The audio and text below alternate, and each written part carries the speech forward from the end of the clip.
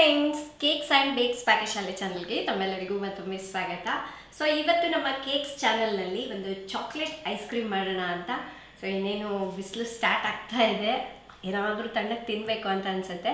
ಹೊರಗಡೆಯಿಂದ ತಂದು ತಿನ್ನೋದಕ್ಕಿಂತ ನಾವು ಮನೆಯಲ್ಲೇ ಮಾಡಿ ನೀವು ನೈಟ್ ಮಾಡಿ ಇಟ್ಕೊಂಡ್ಬಿಟ್ಟು ಬೆಳಗ್ಗೆ ಅಥವಾ ಮಧ್ಯಾಹ್ನ ತಿನ್ನಲಿಕ್ಕೆ ತುಂಬಾ ಚೆನ್ನಾಗಿರುತ್ತೆ. ಆ್ಯಂಡ್ ಮಾಡೋದು ಅಷ್ಟೇ, ತುಂಬ ಕಡಿಮೆ ಇಂಗ್ರೀಡಿಯೆಂಟ್ಸ್ ಬಳಸಿ ಮಾಡುವಂಥದ್ದು. ಸೊ ಇದಕ್ಕಾಗಿ ಫಸ್ಟ್ ನಾನಿಲ್ಲಿ ಒಂದು ಅರ್ಧ ಲೀಟರ್ನಷ್ಟು ಹಾಲು ತೊಗೊಂಡಿದ್ದೀನಿ. ಇದನ್ನು ಒಂದು ಪಾತ್ರೆಗೆ ಹಾಕೊಳ್ಳೋಣ. ಫ್ರೆಂಡ್ಸ್, ಈ ರೀತಿ ನಾನು ಬರೀ ಅರ್ಧ ಲೀಟ್ರ್ ಹಾಲನ್ನ ಬಳಸಿ ಸುಮಾರು ಐಸ್ ಕ್ರೀಮ್ ರೆಸಿಪಿಗಳನ್ನ ಈಗಾಗಲೇ ನಾನು ಮಾಡಿ ತೋರಿಸಿದ್ದೀನಿ. ಒಂದ್ಸಲ ಚೆಕ್ ಮಾಡಿ. ಒಂದು 1/4 ಕಪ್ನಷ್ಟು ಸಕ್ಕರೆ, 1/4 ಕಪ್ನಷ್ಟು ಕೋಕೋ ಪೌಡರ್. ಸೊ ಇದನ್ನು ಕೂಡ ಹಾಲಿಗೆ ಹಾಕೋಬೇಕು. ಫಸ್ಟು ಇದೆಲ್ಲದನ್ನು ಗಂಟುಗಳು ಏನೂ ಇಲ್ದಲೆ ಮಿಕ್ಸ್ ಮಾಡ್ಕೊಳ್ಳೋಣ. ಈ ಹಾಲನ್ನ ಚೆನ್ನಾಗಿ ಗಟ್ಟಿ ಆಗೋವರೆಗೂ ಕುದಿಸ್ಕೋಬೇಕು.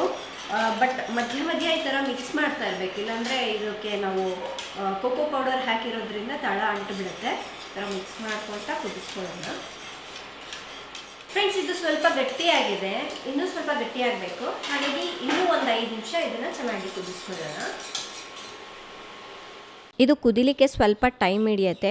ಈ ಕನ್ಸಿಸ್ಟೆನ್ಸಿ ಬರೋವರೆಗೂ ಇದನ್ನು ಕುದಿಸ್ಬೇಕು. ಫ್ರೆಂಡ್ಸ್, ಈಗ ಇದು ಗಟ್ಟಿಯಾಗಿದೆ. ಸ್ಟವ್ನ ಆಫ್ ಮಾಡಿಬಿಟ್ಟು ಒಂದು ಬೌಲಿಗೆ ಹಾಕೊಳ್ಳೋಣ. ಈಗ ಇದನ್ನು ಬೌಲಿಗೆ ಹಾಕ್ಕೊಳ್ತಾ ಇದ್ದೀನಿ. ನಿಮ್ಮ ಹತ್ರ ಈ ಥರ ಕೋಕೋ ಪೌಡರ್ ಇಲ್ಲ ಅಂದರೆ ಕಸ್ಟರ್ಡ್ ಪೌಡರಿಂದ ಕೂಡ ಮಾಡಬಹುದು. ಈಗ ಇದು ಕಂಪ್ಲೀಟಾಗಿ ತಣ್ಣಗಾಗಬೇಕು, ಹಾಗಾಗಿ ಸೈಡ್ಗೆ ಎತ್ತಿಡೋಣ. ಫ್ರೆಂಡ್ಸ್, ಈಗ ಇದು ಕಂಪ್ಲೀಟಾಗಿ ತಣ್ಣಗಾಗಿದೆ. ನೆಕ್ಸ್ಟ್ ಪ್ರೋಸೆಸ್ ಏನು ಅಂತ ನೋಡೋಣ. ಈಗ ಒಂದು ದೊಡ್ಡ ಮಿಕ್ಸಿಂಗ್ ಬೌಲ್ ತೊಗೊಂಡಿದ್ದೀನಿ. ಇದಕ್ಕೆ 1 ಕಪ್ನಷ್ಟು ವಿಪ್ಪಿಂಗ್ ಕ್ರೀಮ್ನ ಹಾಕ್ಕೊಳ್ತಾ ಇದ್ದೀನಿ. ಸೊ ಇದು ಚೆನ್ನಾಗಿ ಚಿಲ್ಡ್ ಇದೆ, ಈ ಥರ ಚಿಲ್ಡ್ ಇರೋದೇ ತೊಗೊಳ್ಬೇಕು. ಅವಾಗ ಏನಾಗುತ್ತೆ ಅಂದರೆ ನಾವು ಚೆನ್ನಾಗಿ ವಿಪ್ ಮಾಡುವಾಗ ತಿಕ್ಕಾಗಿ ಆಗುತ್ತೆ. ಈಗ ಇದನ್ನು ಒಂದು ಬೌಲಿಗೆ ಹಾಕ್ಕೊಳ್ಳೋಣ. ಈ ರೀತಿ ಹ್ಯಾಂಡ್ ಬ್ಲೆಂಡರಿಂದ ಇದನ್ನು ಸ್ಮೂತಾಗಿ ಬ್ಲೆಂಡ್ ಮಾಡ್ಕೋಬೇಕು. ನಿಮ್ಮ ಹತ್ರ ಈ ರೀತಿ ಹ್ಯಾಂಡ್ ಬ್ಲೆಂಡರ್ ಇಲ್ಲ ಅಂದರೆ ನೀವು ಮಿಕ್ಸಿಯಲ್ಲಿ ಸಹ ಮಾಡಬಹುದು. ಆನು ಆಫ್ ಮಾಡ್ಕೊಳ್ತಾ ಸ್ವಲ್ಪ ಹೊತ್ತು ಬಿಟ್ಟು ಇದನ್ನು ಕ್ರೀಮ್ನ ರೆಡಿ ಮಾಡ್ಕೋಬೇಕಾಗತ್ತೆ. ನೋಡಿ, ಇಷ್ಟು ಬ್ಲೆಂಡ್ ಮಾಡ್ಕೊಂಡಾದ್ಮೇಲೆ ನಾವು ಫಸ್ಟಿಗೆ ರೆಡಿ ಮಾಡ್ಕೊಂಡಿದ್ವಲ್ವ, ಇದನ್ನು ಹಾಕ್ಕೊಂಡ್ಬಿಡೋಣ. ನಾನಿಲ್ಲಿ ನಿಮ್ಗೆ ಏನು ಅಳತೆ ಪ್ರಕಾರ ಹಾಕ್ತಾ ಇದ್ದೀನಿ ಅಲ್ವಾ, ಈ ರೀತಿ ಹಾಕ್ಕೊಂಡ್ರೆ ಐಸ್ ಕ್ರೀಮ್ ಪರ್ಫೆಕ್ಟಾಗಿ ಬರುತ್ತೆ, ತುಂಬ ಕ್ರೀಮಿಯಾಗಿ ಕೂಡ ಇರುತ್ತೆ. ಒಂದು ಅರ್ಧ ಟೀ ಸ್ಪೂನಷ್ಟು ವೆನಿಲಾ ಎಕ್ಸ್ಟ್ರಾಕ್ಟ್ನ ಹಾಕಿ ಈಗ ಇದನ್ನು ಕೂಡ ಬ್ಲೆಂಡ್ ಮಾಡೋಣ.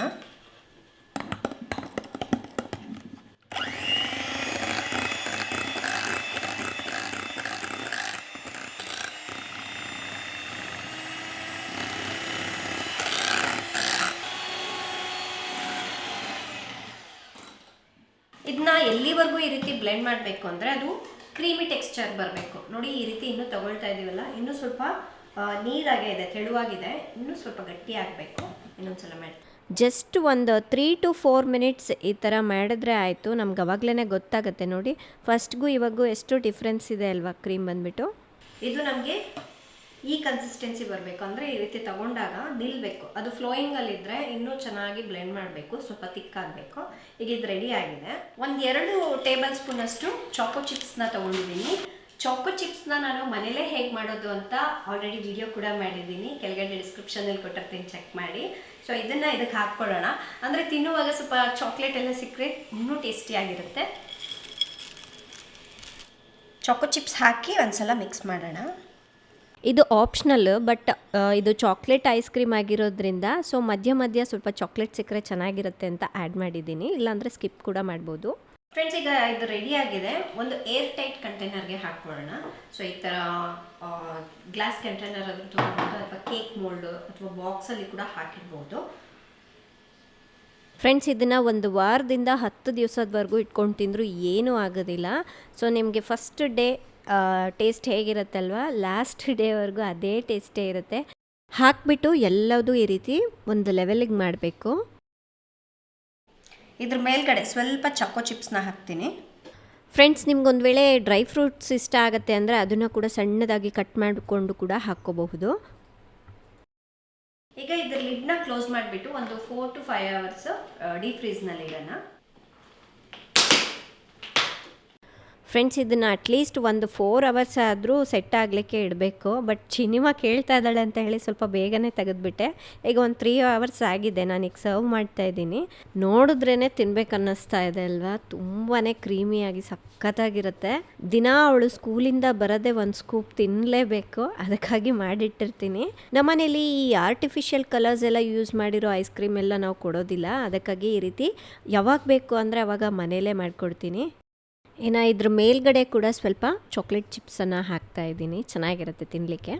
ಫ್ರೆಂಡ್ಸ್ ಈಗ ಟೇಸ್ಟ್ ಮಾಡೋ ಟೈಮ್. ಟೇಸ್ಟ್ ಮಾಡೋಣವಾ? ರೆಡಿನಾ?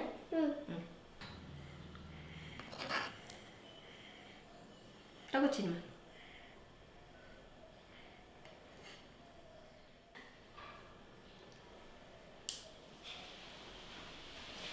ಸಕ್ಕತ್ತಾಗಿದೆ. ಹೇಗಿದೆ? ಚೆನ್ನಾಗಿದೆ. ಒಳ್ಳೆ ಹೇಳ್ಬೇಕು. ಚೆನ್ನಾಗಿದೆ.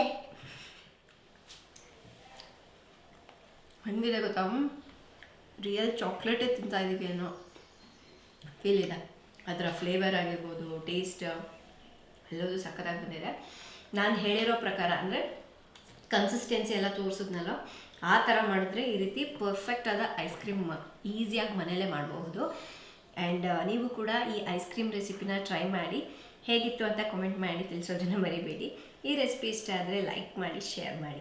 ನಾಳೆ ಇನ್ನೊಂದು ಹೊಸ ರೆಸಿಪಿಯೊಂದಿಗೆ ಮತ್ತೆ ಸಿಗ್ತೀನಿ. ಅಲ್ಲಿವರೆಗೂ ಟೇಕ್ ಕೇರ್, ಬಾಯ್.